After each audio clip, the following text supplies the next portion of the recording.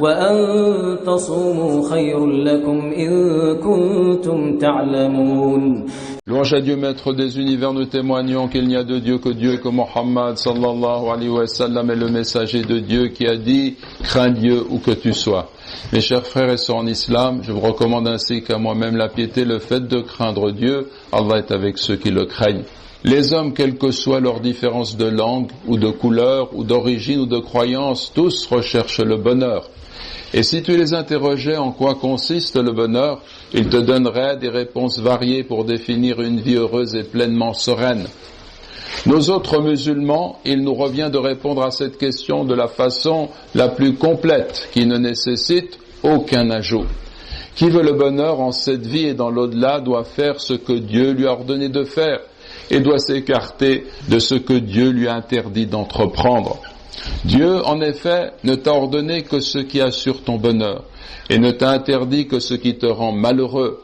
Le musulman en a pleinement conscience lorsqu'il commet un péché. Il peut en retirer du plaisir pendant une courte durée, puis sa faute est suivie de regrets et il en souffre.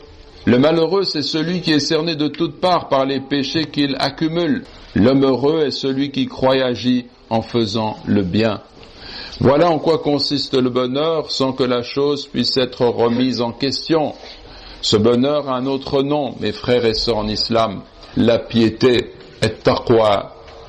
La piété rassemble tout ce qui est un bien pour l'homme. Elle signifie que l'homme choisit de se protéger du châtiment divin en obéissant à Dieu. On a commenté ainsi ce passage du Coran. Craignez Dieu comme il se doit d'être craint. Cela revient à ce qu'on lui obéisse et qu'on ne contrevienne pas à ses ordres, qu'on se souvienne de lui et qu'on ne l'oublie pas, qu'on lui soit reconnaissant et qu'on ne le renie pas avec ingratitude. Sahl ibn Abdullah a dit « Nul ne peut t'aider sinon Allah. Nul ne peut t'indiquer la voie sinon le messager de Dieu sallallahu alayhi wa sallam. Nulle provision sinon la piété.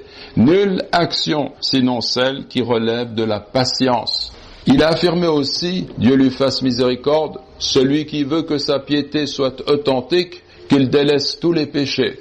Celui qui veut que sa piété soit authentique, qu'il délaisse tous les péchés. Un autre sage a déclaré, la piété, taqwa, revient à t'écarter de tout ce qui t'éloigne de Dieu. Le bonheur consiste donc, mes frères et sœurs en islam, en tout ce qui nous rapproche de Dieu, qu'il s'agisse d'entreprendre de bonnes actions ou de délaisser celles qui sont blâmables. Et c'est cela même la définition de la piété. Par conséquent, le musulman perspicace et ouvert d'esprit est celui qui se demande comment il pourrait être admis au rang des gens qui pratiquent la piété. Or, l'une des causes qui permettent d'atteindre ce degré, c'est le jeûne. C'est même le but le plus élevé du jeûne, puisqu'Allah, exalté soit-il, dit « Ô vous qui avez cru, le jeûne vous a été prescrit comme il a été prescrit à ceux qui vous ont précédés.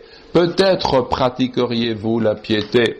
La'allakum tattaqoun. » Le but du jeûne, ce n'est pas que tu sois affamé pour être affamé, que tu aies soif et que tu t'interdises les relations conjugales pendant les jours du mois de Ramadan sans autre objectif que ces privations. Mais c'est surtout, si tu entreprends cet effort et tu te montres résolu, que tu fasses partie de ceux qui pratiquent la piété et qu'ainsi tu entres dans le cercle de ceux qui connaissent le bonheur authentique. Combien de jeûneurs ne retirent de leur jeûne que le fait d'avoir faim et soif?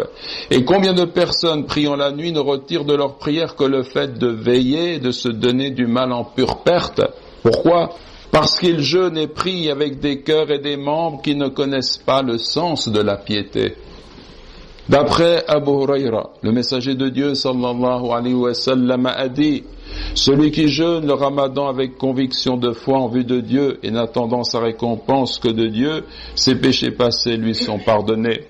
Et celui qui prie la nuit pendant le Ramadan par conviction de foi en vue de Dieu et n'attendant sa récompense que de Dieu, ses péchés passés lui sont pardonnés.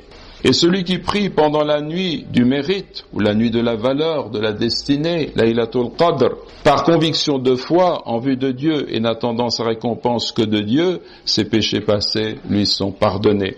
Hadith rapporté par Al-Bukhari et Muslim. Nous demandons à Allah, glorifié soit-il, de nous ouvrir les portes de ce mois béni et de nous élever au rang de ceux qui pratiquent la piété et connaissent le bonheur en cette vie et dans l'au-delà. Allahumma amin. Allahumma amin.